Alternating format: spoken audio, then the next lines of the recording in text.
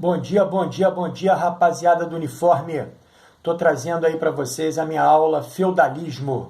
É uma aula da 700, é a aula 05 do B1, com 2 semanas de duração. Possui 9 conceitos históricos e o maior deles todos é trabalhadores, com 683 símbolos e tempo aproximado de produção historiográfica de 17 minutos e 59 segundos. Agora a gente passa aí para o outro lado, onde eu faço a apresentação do arquétipo e o comentário de cada um dos conceitos históricos. Vamos junto. Muito bem, rapaziada. Meu conceito histórico número 1 é o feudo. Palavra que vem do germânico vie, que significa bem de importância.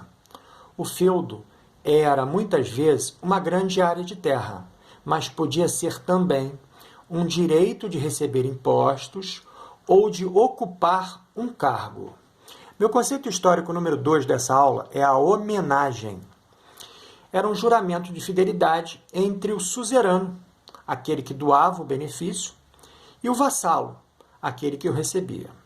O suzerano tinha a obrigação de proteger o vassalo, enquanto este o aconselhava sobre diversos assuntos e lhe prestava também auxílio econômico e militar.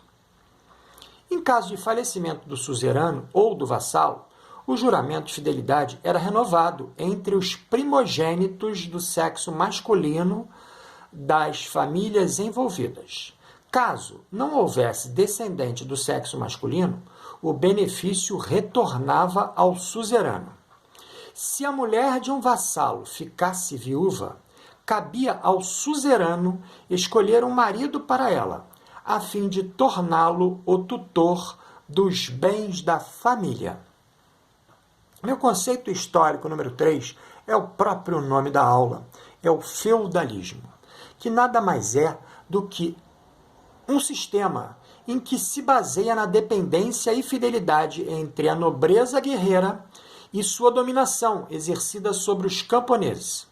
Esse sistema desenvolveu-se, consolidou-se e declinou durante a Idade Média. Meu conceito histórico número 4 é o senhorio. Era uma unidade agrícola senhorial, dividida em partes, chamados mansos. A reserva senhorial, que era a parte exclusiva do senhor, onde servos e escravos trabalhavam gratuitamente no cultivo de alimento e nos serviços domésticos. O manso servil, que era destinado aos camponeses, que podiam cultivar alimentos para garantir a própria sobrevivência, mas deveriam pagar taxas ao senhor pelo uso da terra e pela proteção. As terras comunais, que eram os pastos, os bosques e os terrenos baldios utilizados, tanto por senhores como por camponeses, para pastagem de animais, coleta de mel e frutos, além da extração de madeira. O castelo era o centro de vida do senhorio. Era uma construção fortificada com muralhas e torres, e ficava dentro da reserva senhorial. Meu quarto conceito histórico dessa aula é a sociedade de ordens. Meu quinto conceito histórico desta aula é a sociedade de ordens. A sociedade estava dividida em 3 ordens, ou seja, em 3 grupos distintos que tinham diferentes funções e se complementavam segundo a vontade de Deus. Os membros do clero, por meio de suas orações, seriam responsáveis pela salvação dos homens. Os aristocratas ou senhores deveriam proteger a população com armas. E aos trabalhadores caberia garantir o próprio sustento e também o de toda a sociedade, através de suas prestações de serviços agrícolas. Meu sexto conceito histórico desta aula é o clero. Dividia-se em 2 grupos: o clero secular e o clero regular. O primeiro vivia em contato com os fiéis, ensinava o evangelho e cuidava dos bens da igreja. Na base da hierarquia do clero secular estava o pároco. No topo estava o papa. Os membros do clero regular viviam em mosteiros, isolados do mundo, onde seguiam uma vida regrada pela oração e pela penitência. Eles também se dedicavam a copiar e, às vezes, estudar obras da antiguidade pagã e cristã. Meu sétimo conceito histórico dessa aula é a nobreza. Eram os senhores feudais. Também existia uma hierarquia.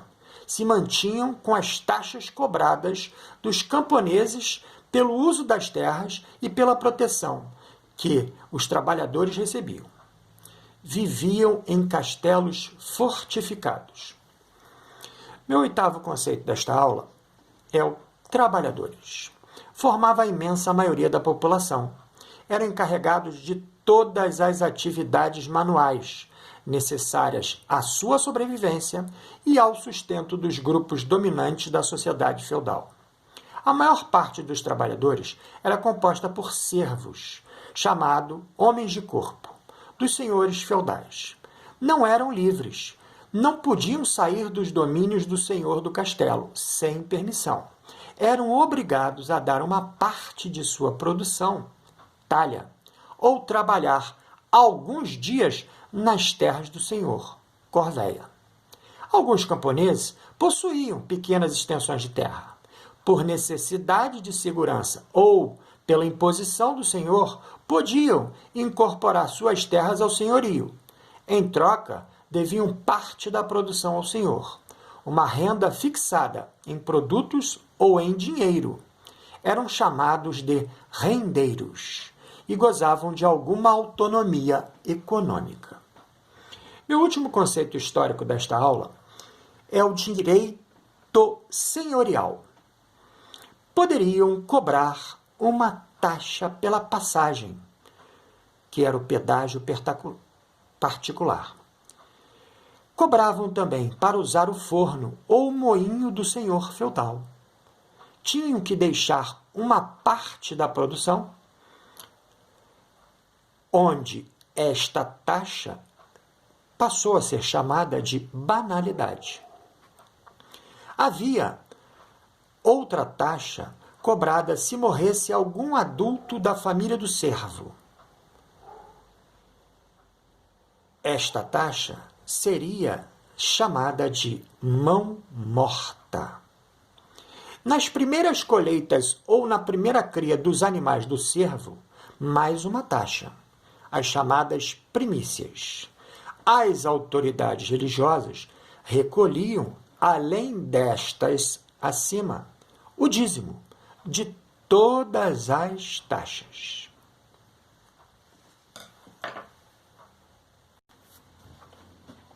E assim, rapaziada da 700, eu termino meu comentário sobre a aula feudalismo. Agora a gente passa aí para o outro lado e vamos fazer essa historiografia, que nada mais é do que a escrita da história, onde os senhores autonomamente receberão a informação necessária que levará os senhores ao aprendizado. Boa escrita para os senhores, nos vemos na próxima.